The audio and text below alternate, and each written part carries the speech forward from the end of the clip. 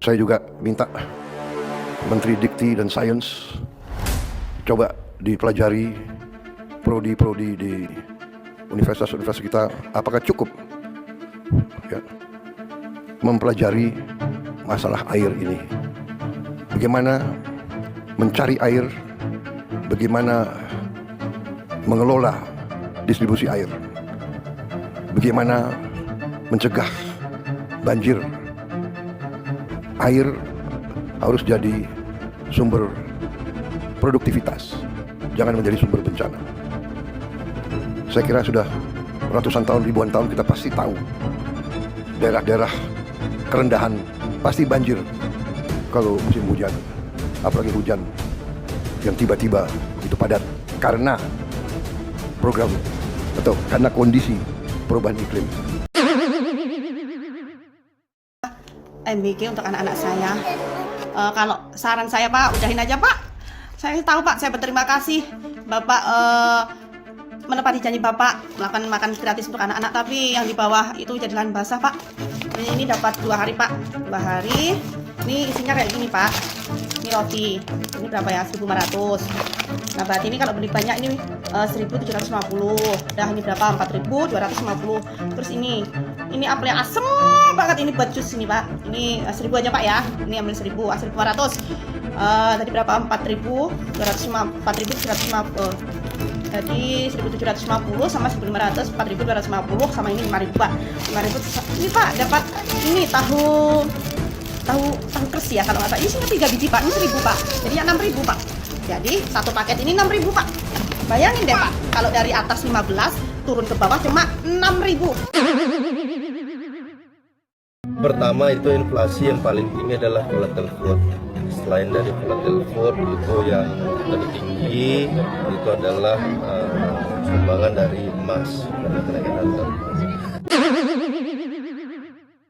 Ngeri ya Mbak, saat habis tsunami kurang lebih seminggu aku pergi ke Aceh. Oh, enggak seperti itu. Ya kalau tsunami Aceh memang porak-poranda saat itu, tapi rumah rusak gitu. Tapi banyak rumah yang utuh gitu ya kan, sama. Ini banyak rumah rusak yang utuh, tapi yang beda itu di dalam rumah itu lumpur semua.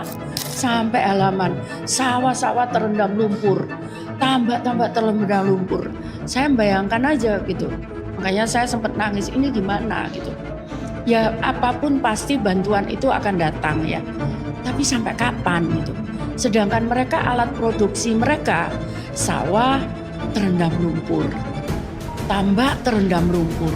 Terus mereka makan apa nanti kalau sudah para pemberi bantuan ini pergi gitu. Maksudnya sudah nggak ada. Saya mikirnya itu gitu.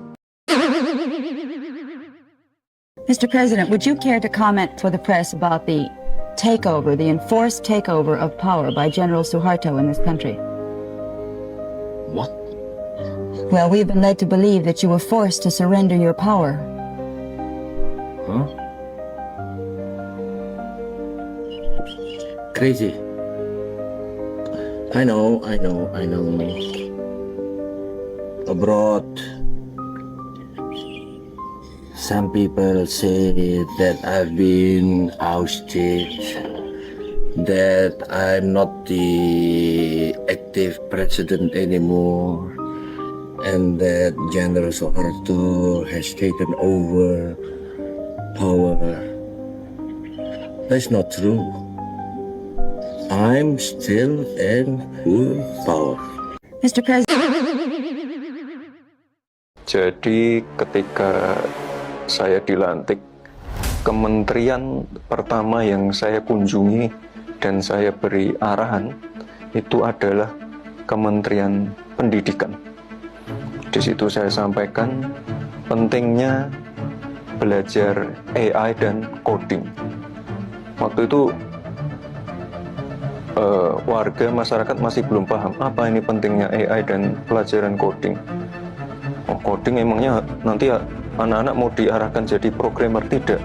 Jadi arahnya adalah bagaimana kita bisa menciptakan critical thinking dan juga cara berpikir komputasi ke anak-anak sedini mungkin. Dan ya alhamdulillah ide kami diakomodir oleh Pak Menteri dan sekarang kan menjadi mata pelajaran pilihan di sekolah-sekolah. Yang kedua juga, saya lihat kan gitu, mereka nyuci piring, nyuci gelas, itu di air kotor itu, ya di got gitu, ada lubang got, saluran gitu, mereka nyuci di situ. Aku mikir ini gimana, kok dia nyuci gelas di situ gitu kan? Aku pikir mending nggak dicuci. Tiba-tiba dia minum dari situ. Ini bencana yang luar biasa menurut saya. Untuk korban sendiri itu di Aceh banyak juga ya Bu? Banyak juga masih yang belum diketemukan.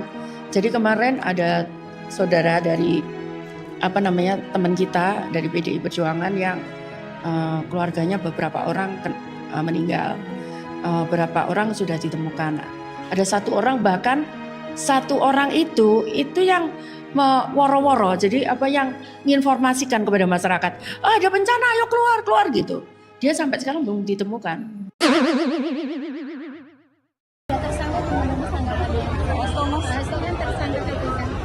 Kenapa yang ditanyakan saya ya? Tanya ke KPK, nggak ada kaitannya ya? Mas, mengenai makan bergizi gratis Mas.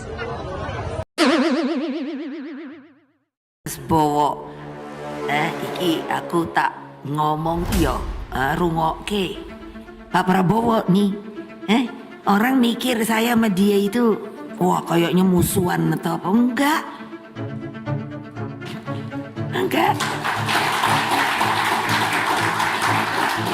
Nah, tapi saya bilang, Mas, kita kan boleh dong. Saya ketua umum, kamu ketua umum. Kalau kamu dibegitukan, melihat anak buah kamu dibegitukan, apa rasanya sebagai ketua umum? Pasti perasaan kita sama.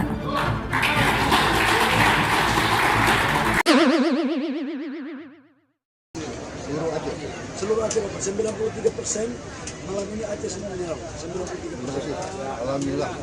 Terima kasih. Begitu. Ya ini ya musibah tantangan yang kita coba. Ini pimpinan baru 1 tahun, presiden 1 tahun, gubernur 1 tahun, bupati 1 tahun, tapi kita dipilih untuk mengatasi kesulitan. Kami dapat memahami perasaan dari saudara-saudara kami yang masih dalam bencana. Sesungguhnya malam itu adalah ratas, di mana ratas itu sebelumnya saya melakukan rapat dengan PLN, dengan Pertamina. Saya sebagai Menteri SDM meminta laporan dari baik Pertamina maupun PLN. Dan waktu itu PLN melaporkan kepada saya bahwa rasio elektrifikasi itu nanti di tanggal 7 hari Minggu malam, hari Senin paling lambat itu sudah mencapai 93%. Atas dasar laporan, karena mereka kuasai teknis, teman-teman PLN yang menguasai teknis, atas laporan itu kemudian diletakkan dalam tim bencana, kemudian saya melaporkan kepada Bapak Presiden dan itu juga dilaporkan oleh PLN. Kira-kira itu ceritanya, tapi tidak usah kita menyalahkan siapa-siapa. Tidak pernah diduga, kemudian belakangan terjadi ada hal-hal yang harus kita lakukan. Kaitan dengan itu, kami pemerintah akan terus fokus, akan terus berupaya, akan secara totalitas mempergunakan semua sumber-sumber kekuatan negara dalam rangka percepatan pemulihan di sektor energi yang ada khususnya di Provinsi Aceh. Saya yakin dan percaya bahwa pasti masih banyak kekurangan. Pasti masih terjadi hal-hal yang tidak pernah kita perkirakan terjadi di lapangan. Karena itu sebagai pemerintah juga ikut prihatin yang sedalam-dalamnya, dan kalau ada yang belum maksimal kita memberikan pelayanan, kami memohon maaf. Semoga apa yang dilakukan oleh teman-teman tim ini bisa menjadi bagian penting dalam rangka percepatan untuk proses pemulihan kepada saudara-saudara kita yang ada di Aceh. Bahwa sejak Januari kita sudah melakukan evaluasi.